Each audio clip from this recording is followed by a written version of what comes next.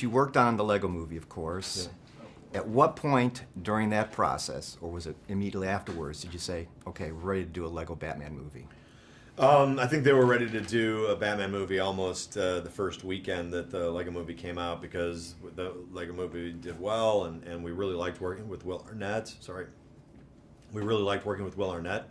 So, it seemed like just a natural fit to make a movie about Batman. Plus, Batman's got great potential for a second act in a movie. You can kind of, he's got a place to go, that he needs, to let people into his life. Were there any previous Batman movies, any of those previous iterations that you particularly made their way into this, or at least in your mind when you were conceiving it, or was this just a standalone thing that really isn't impacted by any previous version? I love the Christopher Nolan movies. I love the Tim Burton movies, so those were the things that inspired me. Very good. Chris, what were your principal story challenges and technical challenges? Or are those two intertwined, so it's hard to specify? I wanted to make the movie bigger than the first movie. Like, I really wanted to make it a big world, Gotham City, a big universe. And story challenges were just trying to make a movie that was good for kids and adults. I see you've got Catwoman, among other artwork on your arm. Yeah.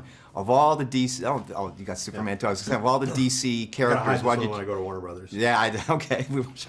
But what was it? Just because she's hot, or what led you to put her on your arm? Catwoman was one of the characters that, for me as a kid, being sort of I started, I really wanted to make movies really young. Started with a Super 8 camera and that kind of thing. And I obviously liked Star Wars and Superman and all these sort of good versus evil stuff. Catwoman was a character that went from good in some stories to evil in others, and I wanted to, that was something that inspired me as a kid. Now, you've seen the film with audiences, I'm sure, on several occasions, not numerous occasions. Is there a reaction that particularly surprised you, that you didn't see coming, or did you pretty much anticipate whatever, what was going to work and what would be especially strong? Yeah, you never know how audiences are going to react, and the fact that people immediately got the thing we were trying to do when Batman's at home, microwaving a lobster, and that kind of thing, the fact that they laughed at that, thought that was funny, the way we thought it was funny, I was pleasantly surprised by that. And was that throughout every time you screen it, that would get a big laugh? Yeah, I don't think anybody anticipated that was going to be. I don't think people understood how, effective that whole opening leading into that was going to be. That we could start with all of this stuff, do all these jokes about the history of Batman, about all of these characters, allow all these characters into the movie, do a song, do a big action scene, have this emotional thing between Batman and Joker, and then go home and just sit there and watch him do normal stuff, look at his TV, that sort of thing, and laugh and enjoy it. I think that's, the fact that we could do that, I don't think people anticipated how funny that was going to be and how charming that was going to be. This is the merging of two kind of creative powerhouses, Lego and the DC universe. What kind of opportunities did that present? The fact that we could, the fact that we could go into the library of DC, to go deep into the rogues gallery of villains, to be able to merge all this kind of storytelling, all these different stories into one movie. The fact that we could bring in the Justice League and all of that stuff, that was amazing. The fact that they let us do all that kind of thing. Obviously, they're very precious about that stuff, but they knew we love it as much as they do, and weren't going to do anything that was too, that was going to make them go crazy. And they allowed us to have, poke fun at things at times, and in ways that I think that, maybe at first blush you wouldn't think they'd be comfortable with, but they allowed us to have fun with it. I have no idea there was a villain called Condiment Man. I mean, I was actually laughing my head off when I first saw it. I said, he's got to be putting us on. Right. No.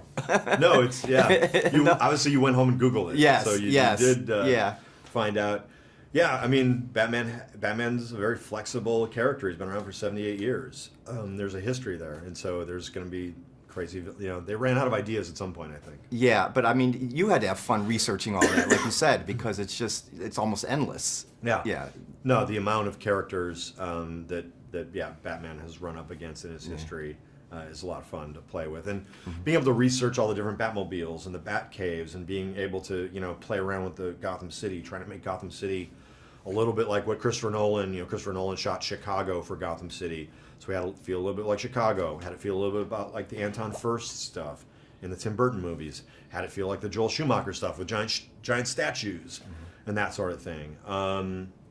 Play with all of the architecture of Arkham Asylum and the orphanage and all of that kind of thing. I love that stuff. I love going deep into the research, and because I love Batman so much, that like having to be able to put all that stuff together, I think it was a lot of fun. Let's talk about your casting choice. Obviously, Will is set. He's in the Lego Movie. Yeah. Perfect in that. What led you to cast Zach as the Joker, and Rosario, of course, as Batgirl? Yeah, I mean, I wanted to cast people that you probably, if this was a live action movie, you could also buy them as a live action person if their personality came through. Zach is unpredictable and dangerous kind of as a stand-up comic, and he's also very vulnerable, and that's what I wanted for Joker. Michael Cera is really positive and indefatigable and charming, and brought a lot of like heart and love to Robin. Rosario is really strong and kind of an activist herself, so as an actor she kind of brings that strength and can be kind of like a tough guy, so I kind of wanted that for her character. So yeah, I mean, and Rafe is amazing and a fantastic actor and really funny and really game to play, and just has a lot of like sincerity and heart, which we really needed for Alfred, because each of these, we had so many characters in this movie that there was there's only so much time you can associate with any of these stories. So I knew that I needed people who could like make it work, like instantly. The sound of their voice, the quality of their voice, just because the movie needed to move fast. I asked you a little bit before about audience reaction, and you mentioned the lobster scene, and that always gets a big laugh. But the big picture, when audiences start seeing the movie beginning next week, and what's the one thing you want them to take away from it? I just want people to have fun. I want people to go and see a 90-minute movie where they get, they have a lot of laughs, they have fun, they have a lot of joy watching the movie. They get to experience a Batman movie. Maybe this might be somebody's first Batman movie. And even if it's your umpteenth Batman movie, you're going to get something out of it, because you're going to get maybe some heart, or like I said, a laugh and that kind of thing. I just want people to have a great time watching the movie. Terrific. Thanks, Chris. Thank you. Appreciate it. Hey, Vali here. Well, if you are like me and love movies, stick around as I have some awesome movie trivia for you. For its American release, the first 20 minutes of Trainspotting had to be redubbed to make the Scottish accents more intelligible. Whilst filming The Hunger Games, Jennifer Lawrence accidentally kicked co-star Josh Hutcherson in the head, knocking him out cold and giving him a concussion. Jennifer. Benedict Cumberbatch recorded his screen test for Star Trek Into Darkness at his best friend's kitchen using an iPhone. Bill Murray was originally considered for the role of Han Solo in Star Wars. Independence Day was shot in just 72 days. The scene in the Breakfast Club, in which all the characters sit in a circle on the floor of the library and tell stories about why they were in detention, was not scripted. Director Hughes told them all to ad-lib. So, how many pieces of movie trivia did you know? Let me know in the comments below. Keep up to date with all the latest releases by subscribing to our channel and checking the notification bell. See you next time!